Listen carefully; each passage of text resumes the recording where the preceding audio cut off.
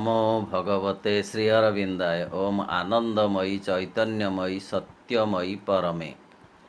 आमे आजी जीवन ओ एहार लक्ष्य संपर्क रे किछि आलोचना करिबा।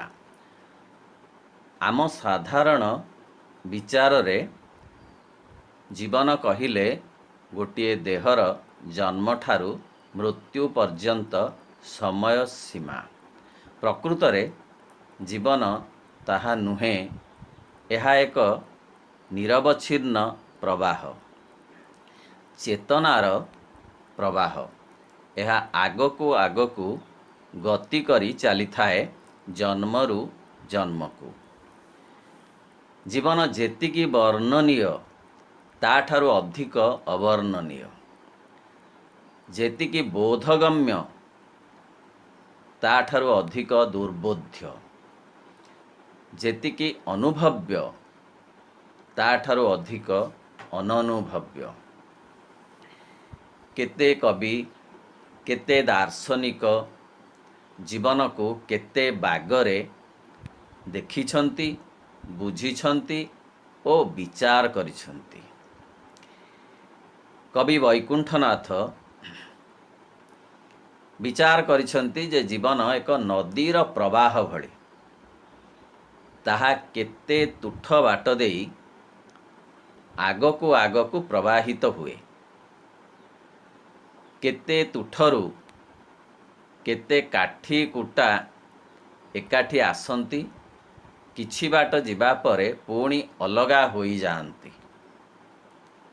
तांक कथारे कूलर जन प्राणी केते मिलाओ आणी, नयन पलकरे लुचाओ जानी जानी, वृथा मो अभिमानी हृदय दरदी टाणी, न जानी आणे दाऊ। उत्कलमणि गोपबंधु का मतरे जीवन केवल निज पाई नुहे, ताहा अन्य पाई मध्य अभिप्रेत। तांक मतरे जीवन की खाली निराशार बाली, मरु मरीचिकी स्नेह प्रीति, तेबे कि आशारे कह ए संसारे, पर लागी नर मरुछि नीति। एई प्रसंगरे कवि भीम भोईंक कथा स्मरण को आसे। से कहंती जीवन र विनिमय रे अन्यमानंकर कल्याण कामना एकांत आवश्यक। तांक भाषारे प्राणींक आरत दुख अप्रमित, देखु देखु केबा सहु, मो जीवन पछे नरके पड़ी थाउ, जगत उद्धार हेउ। केते बागरे कहिले मध्य जीवनर संज्ञा सरिब नाही। तेबे जीवनर लक्ष्य संपर्क रे विभिन्न मंतव्य मत देखिबा को मिले। सनातन धर्म अनुसारे जीवनर लक्ष्य हेउछि मुक्ति प्राप्ति बा मोक्ष प्राप्ति, अर्थ परम ब्रह्मक सहित एकात्म हेबा, तांकठारे लीन होई जिबा ही मुक्तिर विषय, जहाकू सारूप्य मुक्ति, सालोक्य मुक्ति, साष्टी मुक्ति बोलिकरी कुहा जाइछि।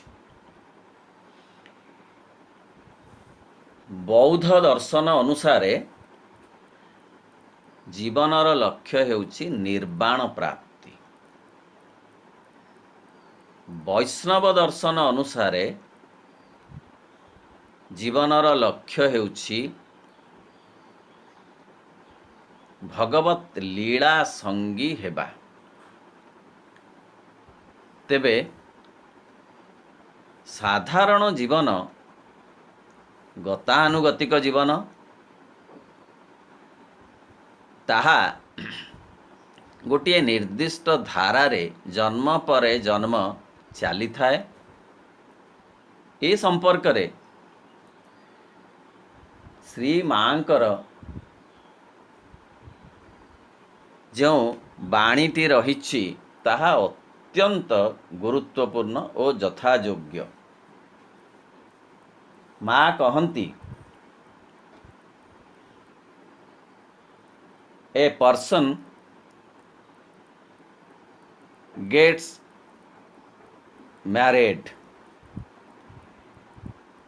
he has children and everything else, but he is not happy at all. At the end he falls into the chasm of death and again he comes to the world. This goes on and on and on until he finds the truth. जीवन एमिति एक रहस्यात्मक वैभव जहाकू जेते बुझिले मध्य बुझी हुए नहीं, तथापि आहुरी अधिक बुझिबाकू बाकी रहे। श्री अरविंद सावित्री महाकाव्यर 337 पृष्ठारे जीवनर चित्र जेभली भाव अंकन करिसंती ताहा अत्यंत वास्तव एवं अत्यंत गौरवदीप्त। तांक मतरे he has forgotten why he has come and whence freedom he asks, but needs to live in bonds. He seeks himself and from himself he runs. Always he builds but finds no constant ground. Always he journeys but nowhere arrives. He would guide the world, himself he cannot guide. All he has learned is soon again in doubt. सते निजको जानिबा अत्यंत कष्टसाध्य व्यक्ति पक्षरे जदि बा जीवन सेइथिपाई अभिप्रेत। बंचिबार कला एजावत मनुष्य आयत्त करी पारि नाही। मने पड़े ए प्रसंगरे मैक्सिम गॉर्कींकर कथा। तांक मतरे man can fly like birds in air, can swim like fish in water, but how to live on this earth he does not know. प्रकृत रे जीवनर लक्ष्य कौन ताहा एपर्यंत सते मनुष्य बुझी पारि नाही एवं ताकू कार्यकारी करिबा तो दूरर कथा होई पड़िछि। मांक मतरे जीवनर लक्ष्य हेउछि दिव्य परम सत्तांकर अन्वेषण। दिव्य परम सत्तांकु खोजिबा हेउछि जीवनर यथार्थ लक्ष्य।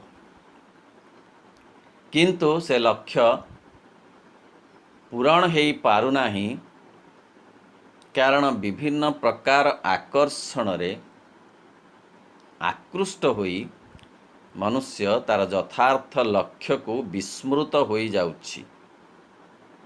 जहा कुहा जाए तुमको खोजिबा पाई मु आसीछि मर तो माटी को परा, तुमको न खोजी धन मान खोजी बाउला मु दिग हरा। खोजिबा ये हेउची अत्यंत आवश्यक कथा। काहाकू खोजिबा? दिव्य परम सत्ता को खोजिबा, जे निज भितरे आमर अछंती। कस्तूरी मृगर नाभिरे कस्तूरी थाए मात्र सीए ताकू जानी न पारी इतस्तत विव्रत होई शेषरे मृत्युवरण करिथाए। तेणु निज पाखरे निजे पहुँचवा जीवनर लक्ष्य, निजकू साक्षात करिवा जीवनर लक्ष्य। अन्यतम कथा माँ कहती जे जीवनर आवश्यकता होछि दिव्य परम सत्तांक संपर्क रे सचेतन हवा। से मो भितरे अछंती, मो पाखरे अछंती, मोर चतुर्दिगरे अछंती, मोते सी परिचालना करुछंती, मोर दायित्व से ग्रहण करिछंती। एई भली भावरे विचार करी सचेतन रहिबा ये हेउछि जीवनर अन्यतम आवश्यकता। मने पड़ुछि ए प्रसंग रे मधुसूदन रावकर सेई पदक जे मोपासे अछंती दिवस रजनी महाप्रभु परात्पर तांक कथा स्मरी हृदये ताहांकु पूजिबी मु निरंतर। दिव्य परम सत्तांक सहित संपर्क स्थापन ये होची जीवनर अन्यतम विशिष्ट लक्ष्य। एवं थरे संपर्क स्थापित होई गले जीवनर स्वरूप बदली जाए एवं सेथिरे जीवन पूर्ण हुए एवं धन्य होई जाए। जोथि पाए कहा जाए जे तुमको पाइले सबु मो पाइबी आउ पाइबार किछि नाही, तुमको देखिले सबु मो देखिबी आउ देखिबार किछि नाही। दिव्य परम सत्तांक लागी कार्य करिबा जीवनर अन्यतम लक्ष्य। अतएव दिव्य परम सत्तांकु खोजिबा, तांक संपर्क रे सचेतन रहिबा, तांक सहित संपर्क स्थापन करिबा एवं तांक लागी कार्य करिबा हेउछि जीवनर असल लक्ष्य। ए दिव्य परम सत्ता का स्वरूप कौन बुझिबा माँ को भाषा रे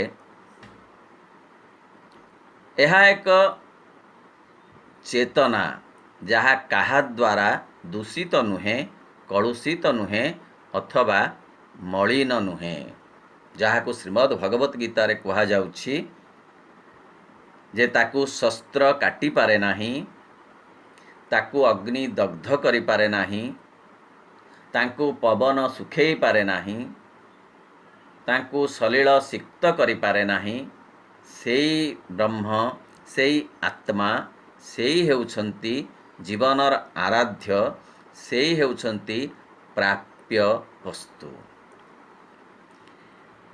पुनश्च माँ कहती सी हेउछंती पूर्ण ज्ञान, पूर्ण शक्ति, पूर्ण श्रद्धा, पूर्ण आलोक ओ पूर्ण आनंदर प्रतीक। सी केउठी अछंती ना सी सर्वत्र अछंती। माँ कथारे प्रत्येक जगत, प्रत्येक सत्ता, प्रत्येक वस्तु, प्रत्येक अणुरे से विद्यमान। आम भितरे से अछंती, से आमको केबे हेले छाड़ी जाती नहीं। आम भितरे सीए प्रकृत रे आमर को चलैबा पाई रहिछंती, किंतु आमे तांको परिचालना रे रहिबाकू चाहुनाहु। से आम ठारू दूरेई जाई नाहंती, बरं आमे तांको ठारू दूरेई जाई भाबुछु जे से आम ठारू दूरेई जाइछंती बोली। जहाँ माँ कहती आई एम यू, मु ही तू, जो से कहती जे तू जेतेबेले बुड़ी जाऊ थाऊ विपदरे, मु सेतेबेले कूलरे रही तते देखे नाही, बरं तो सहित बुड़ी जाऊ थाए, कारण तू ही मु ही तू। अतएव से आत्मा भावरे दिव्य परम सत्ता भावरे आम भितरे रहिछंती एवं तांकु ही पाइबा पाई आमे आसिछु। मने पड़ुछि गोटे उपनिषदर कथा। से उपनिषदर नामटी हेउछि गर्भोपनिषद। सेथिरे उल्लेख रहिछि जे गर्भरे नवम मासरे शिशुटीए ज्ञानेन्द्रिय सहित संयुक्त होई पूर्ण होई जाए। सेही समय रे सी पूर्व जन्मर स्मरण करिथाए एवं सेतेबेले शुभ अशुभ कर्म सबु पूर्व जन्मर ता आगरे प्रकटित होई जाए। सेतेबेले सी भाबे मु मोर हजार हजार पूर्व जन्म को देखिली, अनेक थर जन्म नहीं मृत्यु को प्राप्त हेली।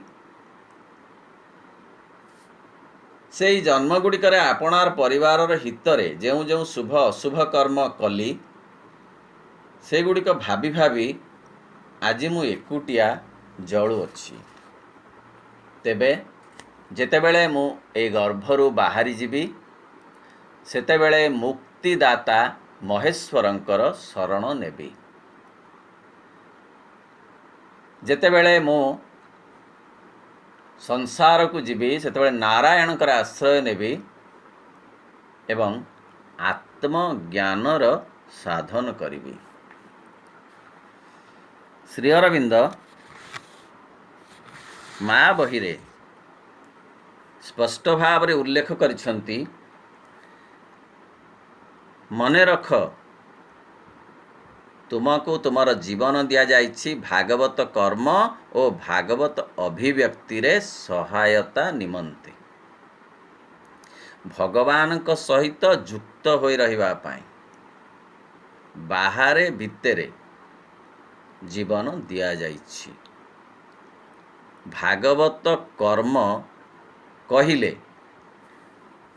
आमे बुझिबा नाही जे केवल कौनसी दिव्य आस्थान को गढ़िबा, कौनसी मठ मंदिर प्रतिष्ठा करिबा, ताहार रक्षणाबेक्षण करिबा बा सेथिरे थिबा विग्रहंकर सेवा पूजा करिबा, ये भागवत कर्मर केवल अंतर्भुक्त नुहे। संसारर समस्त कर्म यदि भगवान को सहित जोड़ी करा जाए ताहा मध्य भागवत कर्म होई पारिबो बोली श्री अरविंद उल्लेख करिछंती। श्री अरविंद कहंती जे सबु रहिबो जीवन रे, संगीत, साहित्य, शिल्प, वाणिज्य, राजनीति, अर्थनीति सबु किछि रहिबो, मात्र जेपरी अछि सेपरी नुहे, टिकिए अलगा बागरे रहिबो। वर्तमान से कर्म सबु अछि किंतु ताहा भागवत कर्म हेउ नाही। ତାହା ହେଉଛି ବ୍ୟକ୍ତିଗତ କର୍ମ, ତାହା ହେଉଛି ଅହଂ ଭିତ୍ତିକ କର୍ମ। ଅହଂକୁ ବାଦ୍ ଦେଇ ସବୁଥିରେ ଭଗବାନ ଯଦି ଯୁକ୍ତ ହେବେ, ସଙ୍ଗୀତରେ ହେଉ, ସାହିତ୍ୟରେ ହେଉ, ନୃତ୍ୟରେ ହେଉ, ଅଭିନୟରେ ହେଉ, ଶିଳ୍ପରେ ହେଉ, ବାଣିଜ୍ୟରେ ହେଉ, ଅର୍ଥନୀତିରେ, ରାଜନୀତିରେ, ଯେଉଁଥିରେ ହେଉ ଯଦି ଯୁକ୍ତ ହୋଇ ରହିବେ, ତାହେଲେ ତାହା ହୋଇଯିବ ଭାଗବତ କର୍ମ। ପୁଣି ଆଉ ଗୋଟିଏ କଥା କହିଲେ, ଭାଗବତ ଅଭିବ୍ୟକ୍ତି ଅର୍ଥ ଭଗବାନଙ୍କର ଅଭିବ୍ୟକ୍ତ ସ୍ୱରୂପ ଏ ସଂସାର, ଏ ଜୀବନ, এই ବିଶ୍ୱ ଜଗତ ଓ ବିଶ୍ୱ ଜୀବନ ତାଙ୍କରି ଯୋଜନାର ଅନ୍ତର୍ଭୁକ୍ତ। ସେଇଥିରେ ଅଧିକ ଟିକେ ସହାୟତା କରିବା ପାଇଁ ଆମକୁ ଆମର ଜୀବନ ଦିଆଯାଇଛି। ଅର୍ଥ ସିଏ ପରିପୂର୍ଣ୍ଣ ହେବାକୁ ଚାହାନ୍ତି ପ୍ରତ୍ୟେକ କ୍ଷେତ୍ରରେ। ସେ ଅତି ଆମ ପାଇଁ ଯେଉଁଗୁଡ଼ିକ ସାଧାରଣ କାର୍ଯ୍ୟ ତହିଁରେ, ଯାହା ଆମ ପାଇଁ ଅସାଧାରଣ କାର୍ଯ୍ୟ ତହିଁରେ, ଏବଂ ସମସ୍ତ କାର୍ଯ୍ୟ ଏ ଜଡ଼ ଜଗତର ଯେତେ କାର୍ଯ୍ୟ ଅଛି ସବୁର ପରିପୂର୍ଣ୍ଣତା ହିଁ ତାଙ୍କର ଅଭିବ୍ୟକ୍ତି। ପ୍ରତିଦିନ ସେଥିପାଇଁ ଫୁଲ ଫୁଟୁଛି ଗଛରେ, କାରଣ ପୂର୍ଣ୍ଣ ଚେତନାର ଅଭିବ୍ୟକ୍ତ ଫୁଲଟିଏ ଫୁଟିବ ବୋଲି ଦିନେ। କେବଳ ଫୁଲ ଫୁଟିବା କଥା ନୁହେଁ, ସବୁ କାର୍ଯ୍ୟ କରାଯାଉଛି ତାର ଅତ୍ୟନ୍ତ ମହତ୍ତ୍ୱପୂର୍ଣ୍ଣ ସ୍ୱରୂପଟି ଆସିବ ବୋଲି। ସେଥିରେ ସହାୟତା କରିବା ପାଇଁ ଜୀବନ ଦିଆଯାଏ। ସିଏ ଯେଉଁ କାମ କରନ୍ତୁ, କୃଷି କାମ ହେଉ, ଶିଳ୍ପ କାମ ହେଉ, କି ସେ ଶିକ୍ଷାକର୍ମ ହେଉ, କି ସ୍ୱାସ୍ଥ୍ୟ କର୍ମ ହେଉ, କି ସିଏ ବିଭିନ୍ନ ସେ ସୈନିକର କାର୍ଯ୍ୟ ହେଉ, କି ସଙ୍ଗୀତଜ୍ଞର କାର୍ଯ୍ୟ ହେଉ, କି ଯେତେ କାର୍ଯ୍ୟ ଅଛି, ସବୁ କାର୍ଯ୍ୟ ତାଙ୍କରି ପୂର୍ଣ୍ଣ ଅଭିବ୍ୟକ୍ତି ପାଇଁ ଉଦ୍ଦିଷ୍ଟ। ସେଥିରେ ସହାୟତା କରିବା ଏ ହେଉଛି ଜୀବନର ଅସଲ ମହତ୍ତ୍ୱ, ଅସଲ ବାସ୍ତବତା ବା ଅସଲ ଲକ୍ଷ୍ୟ। ତେବେ ଏଥିରୁ ଆମେ ଏତିକି ଅନୁଭବ କରିପାରିବା ଯେ ଆମ ଜୀବନ କେବଳ ବ୍ୟକ୍ତିଗତ ନୁହେଁ, ତାହା ସହିତ ତାହା ବିଶ୍ୱଗତ ଓ ବିଶ୍ୱାତୀତ ମଧ୍ୟ। ଅର୍ଥ ତାହା ପୂର୍ଣ୍ଣ ଭାବରେ ଭଗବାନଙ୍କ ସହିତ ଯୁକ୍ତ ହେବାକୁ ଅଭିପ୍ରେତ। ପ୍ରାଚୀନ ଧାରାରେ ମୁକ୍ତି ପାଇଁ ଅଭିପ୍ରେତ, କିନ୍ତୁ ଶ୍ରୀ ଅରବିନ୍ଦ ଆଉ ମାଙ୍କର ପୂର୍ଣ୍ଣ ଯୋଗରେ ଦିବ୍ୟ ଜୀବନ ପାଇଁ ଅଭିପ୍ରେତ। ବା ଅନ୍ୟ ଭାଷାରେ କହିଲେ, ଜୀବନର ଲକ୍ଷ୍ୟ ହେଉଛି ପୂର୍ଣ୍ଣ ଯୋଗରେ ଦିବ୍ୟ ଜୀବନ ଲାଭ, ଯାହାକୁ ସାବିତ୍ରୀ ମହାକାବ୍ୟରେ ପ୍ରଭୁ କହୁଛନ୍ତି, to change earthly life to life divine. ଦିବ୍ୟ ସମାଜ ଗଠନ, ଦିବ୍ୟ ଜଗତର ପ୍ରଚଳନ ଏବଂ ଦିବ୍ୟ ଜୀବନର ପ୍ରତିଷ୍ଠା, ଇଏ ହେଉଛି ମା ଶ୍ରୀ ଅରବିନ୍ଦଙ୍କର ପ୍ରକୃତରେ ଲକ୍ଷ୍ୟ ବା ପୂର୍ଣ୍ଣ ଯୋଗର ଏହା ହେଉଛି ଆଭିମୁଖ୍ୟ। ଏହି ଲକ୍ଷ୍ୟ ପୂରଣ ପାଇଁ ଆମର ବ୍ୟକ୍ତିଗତ ଜୀବନ ଯଥେଷ୍ଟ ନୁହେଁ, ତା ସହିତ ବିଶ୍ୱଗତ ଜୀବନର ସମନ୍ୱୟ, ସମ୍ମିଶ୍ରଣ ଆବଶ୍ୟକ। ତାହା ମଧ୍ୟ ଯଥେଷ୍ଟ ନୁହେଁ, ବିଶ୍ୱାତୀତ ଜୀବନ ମଧ୍ୟ ତା ସହିତ ସଂଶ୍ଳିଷ୍ଟ ହେବା ଲୋଡ଼ା। ଅର୍ଥାତ୍ ତିନି ଗୋଟି ଜୀବନ ଗୋଟିଏ ସୂତ୍ରରେ ବନ୍ଧା ହେବାର ଜୀବନ ହେଉଛି ଦିବ୍ୟ ଜୀବନ, ଯାହା ଯଥାର୍ଥରେ ପୂର୍ଣ୍ଣ ଯୋଗର ଲକ୍ଷ୍ୟ। ଦିବ୍ୟ ଜୀବନ ଗ୍ରନ୍ଥରେ ଶ୍ରୀ ଅରବିନ୍ଦ ଉଲ୍ଲେଖ କରିଛନ୍ତି ଯେ ବ୍ୟକ୍ତିଟିଏ ପାଇଁ ତିନୋଟି ଜ୍ଞାନ ଏକ ସମୟରେ ଲୋଡ଼ା: ଆତ୍ମଜ୍ଞାନ, ବିଶ୍ୱଜ୍ଞାନ ବ୍ରହ୍ମଜ୍ଞାନ। ଆତ୍ମଜ୍ଞାନ ହେଉଛି ନିଜର ଆତ୍ମା ସମ୍ପର୍କରେ ଜ୍ଞାନ, ଆତ୍ମା ସହିତ ଏକାତ୍ମତା ବୋଧର ଜ୍ଞାନ, ଯାହା ଜୀବନର ପ୍ରାଥମିକ ମୂଳ ଲକ୍ଷ୍ୟ।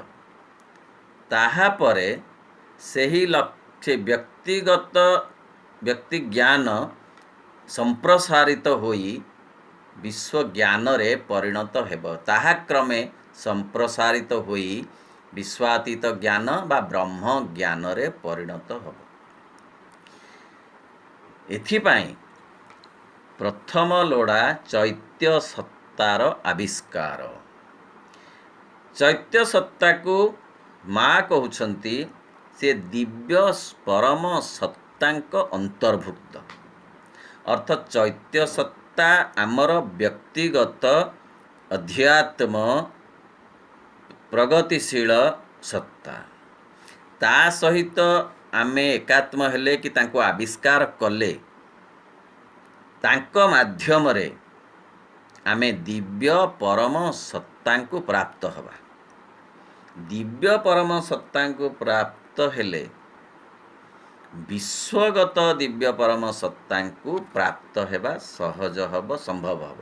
ତାପରେ ତାହା ବିଶ୍ୱାତୀତ ସତ୍ତାଙ୍କ ପର୍ଯ୍ୟନ୍ତ ତାହା ପ୍ରଲମ୍ବିତ ହୋଇଯାଇପାରିବ। ଅତଏବ ଜୀବନର ଲକ୍ଷ୍ୟ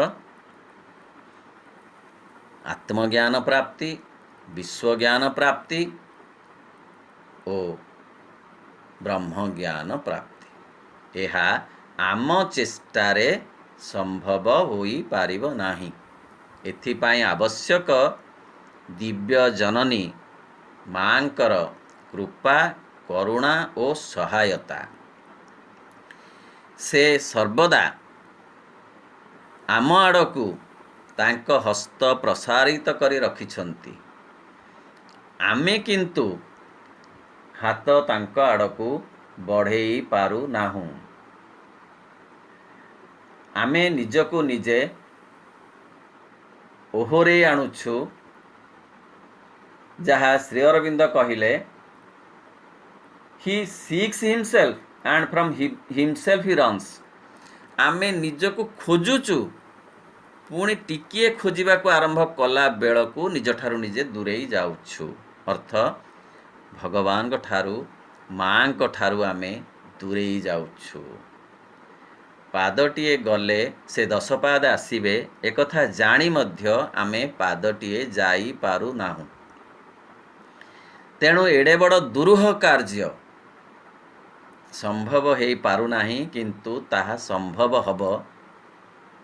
ଯେଉଁଥିପାଇଁ କି କହୁଛନ୍ତି ମା, ପ୍ରଭୁ ଶ୍ରୀ ଅରବିନ୍ଦ କହନ୍ତି, ଯେଉଁ ଦୁରୂହ କାର୍ଯ୍ୟଟି ଆମମାନଙ୍କର ସାଧନାର ଲକ୍ଷ୍ୟ, ତାହା କେବଳ ଦୁଇଟି ଶକ୍ତିର ସଂଯୋଗରେ ସମ୍ପନ୍ନ ହୋଇପାରେ। ଗୋଟିଏ ହେଲା ନିମ୍ନରୁ ଆବାହନ କରେ, ଯେଉଁ ସ୍ଥିର ଅପ୍ରତିହତ ଆସ୍ପୃହା, ଓ ଅନ୍ୟଟି ହେଲା ଉପରୁ ଉତ୍ତର ଦିଏ, ଯେଉଁ ପରମ ଭାଗବତ କରୁଣା। ଏବଂ ପ୍ରଭୁ କହୁଛନ୍ତି କେବଳ ମାଙ୍କର କୃପା ହିଁ ଆବରଣ ଛିନ୍ନ କରିଦେଇପାରେ।